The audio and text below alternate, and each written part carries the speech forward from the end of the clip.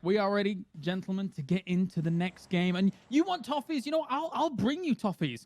A selection of stupendous delectation, voices to tickle your PUBG fascination. Please welcome the dastardly duo of Sims and Pansy.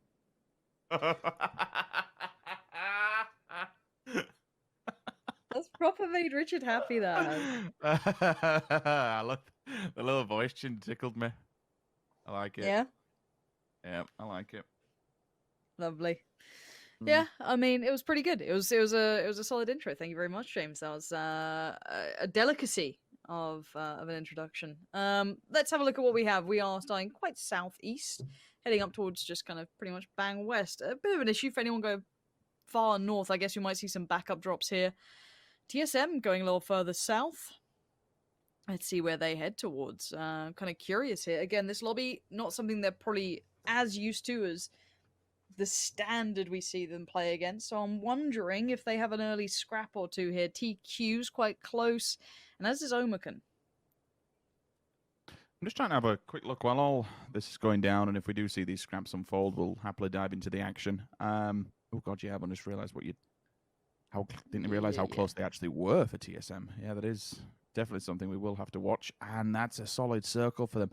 Please hard shift to the south. Talk about loot and get it later on, or maybe even take it from your dead opponent's body boxes, should you be able to get them down. Ira is on his own.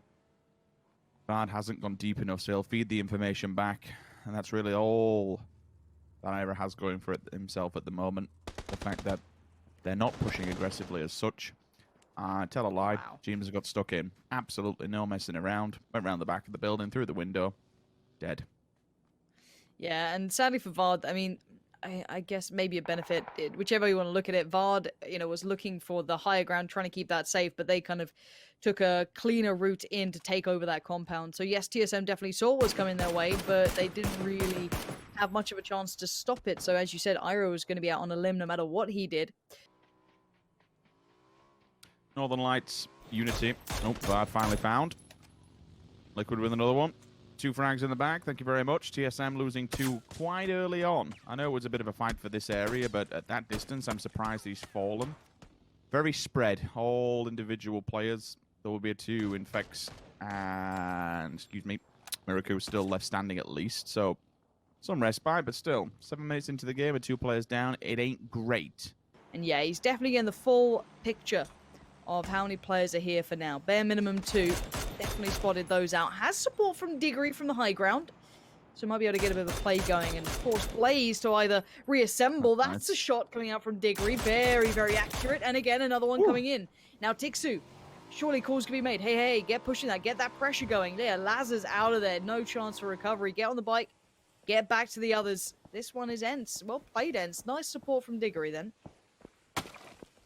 It gives them more land to play with. Like, they didn't necessarily need this to advance forward, but for that next circle, it's vital.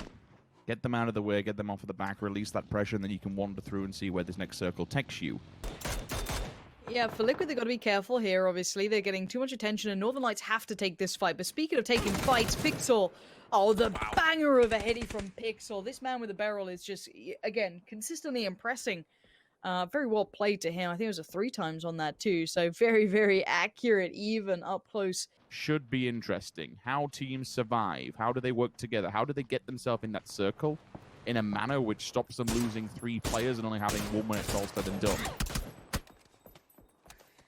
If there was an easy answer to that, they'd all be at it now.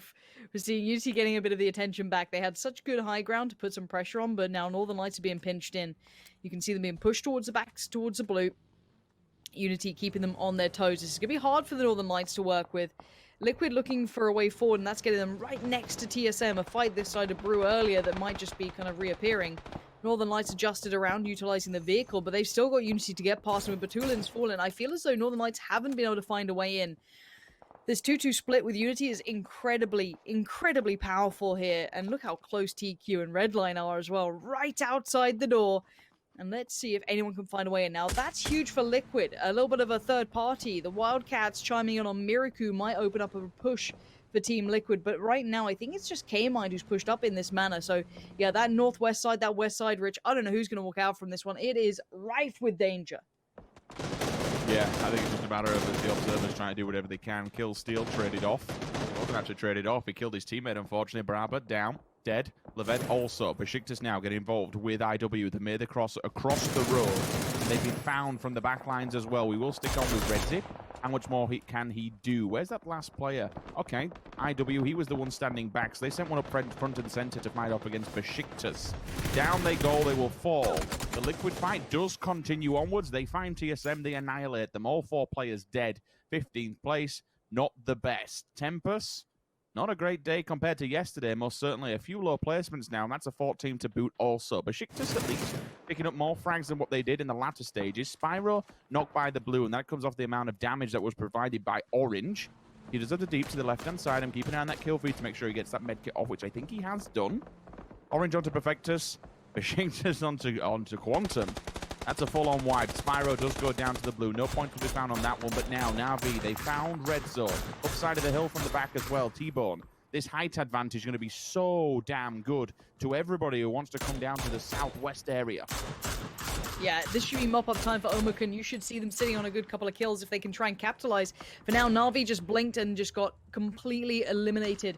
Most of that southwest fight is now being resolved. Besiktas has made it further forward, but look at this hillside. It is rough. Ooh. Rolling it down, just bouncing too far, but you can see it's not without other problems. Liquid can see this. They have a line of sight just on that very west sheer cliff they're fighting with, and Unity, my word, they will be laughing with this circle. They get to play that plateau, that kind of industrial area just south of, I think it's Chumasera. They're going to be happy with that one. Ents can't be too upset, even though they are down to 3.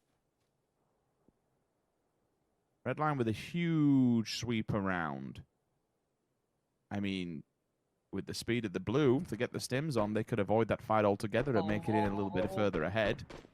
Look at this play from Liquid. On all fronts, and this just keeps on continuing. It's a really good little kind of disconnect. Ibby and Jeems trying to push up to allow Vision to be removed from Hiruzen and some of the other Unity players, but Unity have put all of their players out here. Every single one of Unity's pushed across to this, apart from Set, who's holding the back, who's holding the flank. So it's a 3v2 right now, kind of a 3v1, because Ibby's all alone. Now, there is a bit of cover on the rocks, so now K-Mind and Mexi can move up, but you can see the low ground is really hard to fight with. Mexi's going to stop him from peeking the ridgeline to try and keep Jeems safe for the res from Ibby.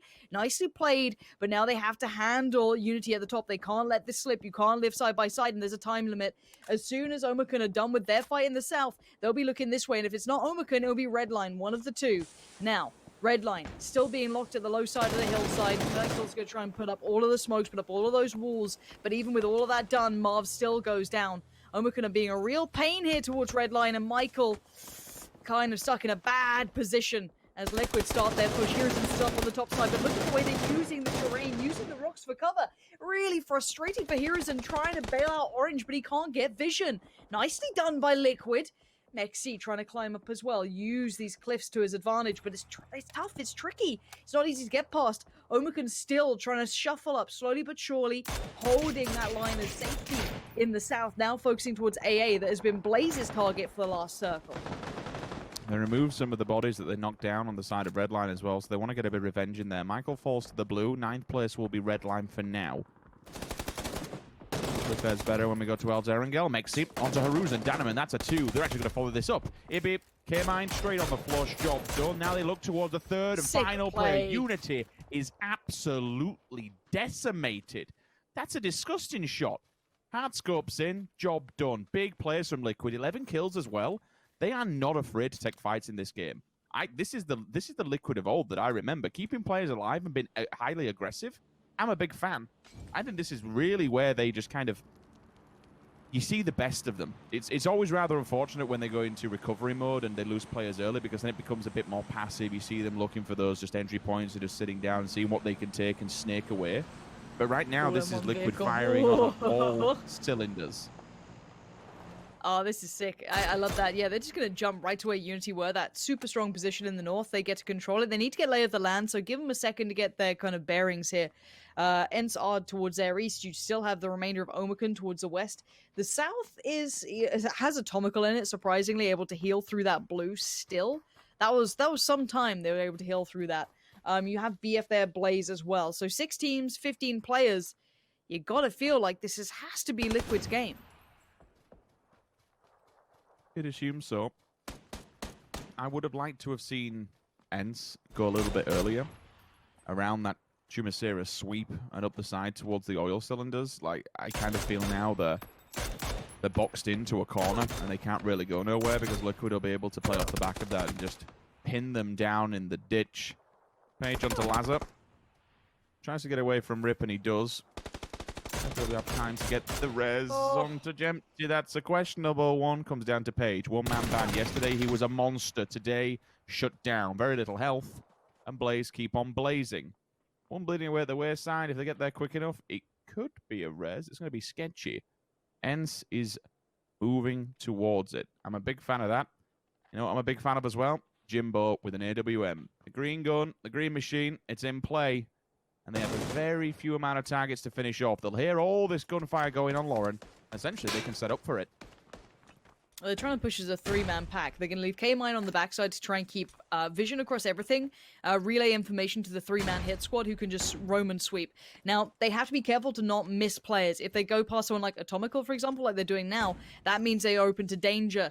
This needs to be very careful from Liquid. There's a fine balance here, and now their backs are open, so K-Mine needs to be careful. Ents are using the kind of lower side of the hill. K-Mine's going to push up to more centralized position, probably. Try and keep tabs on anyone trying to come up that low ground like Ents might do in a moment or two. But yeah, I don't blame Liquid for not seeing Atomical, but the problem is now the danger becomes really, really apparent. So we'll see if K-Mine's able to keep a little bit of a mind's eye towards it, but you can see Liquid wanted to clear out the southern side. Maybe wanted to get some of these points threed up. Jeems is looking ready to go. Already a bit of an engage. Good flash there, forcing him off the angle. Jeems on the push. Nice play now over the hillside. Needs to now make it count. Swift little execution towards Rip. The follow-up better. And the third would be everything. He can't quite convert on the third. Where's the trade back in from the rest of the team? There it is. Ibby comes up now. Is there a time for the revive? Or is Ents too close by, Rich? Well, they're getting ready to strike and they're setting up on the side of the hill. Squeaky hasn't noticed there's one player by the rock. That's a headshot and a half, though. He shouldn't go much further than this. He stands his ground. Diggory makes his approach, though. That's 2 out for Liquid, so all of a sudden, this is looking a little bit more fragile than what we anticipated. Ibby has got the revive, though. Jeems back on his feet, and they can keep going as a 3-man stack. Tixu and Diggory, lots of work to do. But again, these angles they're not paying attention to. They're being left exposed and getting hit from the sidelines. Jeems is running for his life. He's got a bucket now because of how little XP he has. Straight off the back with very little armor. There's one. Second one could be following up here. And honestly, I'm surprised Liquid have been picked apart by this. They took this whole circle and they spread out so much, and now they're just being punished for it. Spread too thin. Punished once. Mexi. He's a great player, but this is so much to do on his own, Rich. It had to be him, didn't it? It had to be him. And how has Atomical gotten away with this? The ultimate snake play. My word, here we go. Right, blue on the move. Mexi locking back ends. Good pickup. And now the 1v1. Rich, this is all yours, mate. I mean, he'll be... Atomical's just going to be waiting for him. He should be able to see this, given his position, surely. Or at the very least, he has the information from where the fight last kicked off. Now he's spotted in both players. Hand on heart for Mexi. AKM, it kicks like a mule. We've said this before, so in theory, he has the better gun for it. With the underbarrel attachments, it should be much better. But how much does Atomical have in the bag when it comes to utility? The nade's over, does the damage. Both going to be hitting the meds for now. Mexi's hot off the draw, and that's because he's not using bandages compared to Atomical, but he has the information. There's the nade. It's primed. It's ticked. Does it find its target? Even some damage would be huge. Level 3 gear, especially on the chest. Mexi's chest is broken. So it's extreme... I mean, yeah, it comes down to the meds, I suppose. Mexi's all topped up, whereas Atomical's just trying to get whatever he can. Look how proactive Mexi's being. Oh, he's completely outdone Atomical there. He's completely got him with his pants down. He's seen him as well in the distance. This is Mexi going to take his time to get up close. And this should be a slaughter. Beautifully played by Mexi. That's experience in those end situations shining through. And Liquid, it got close, but they kept control in the end. That was a very well played last moment there for Mexi. And I don't think there's anyone you'd rather have in those situations. Money and power, respect my mind, no die from last y'all. I pray my dick get big as the Eiffel Tower, so I can fuck the world for 72 hours. Goddamn.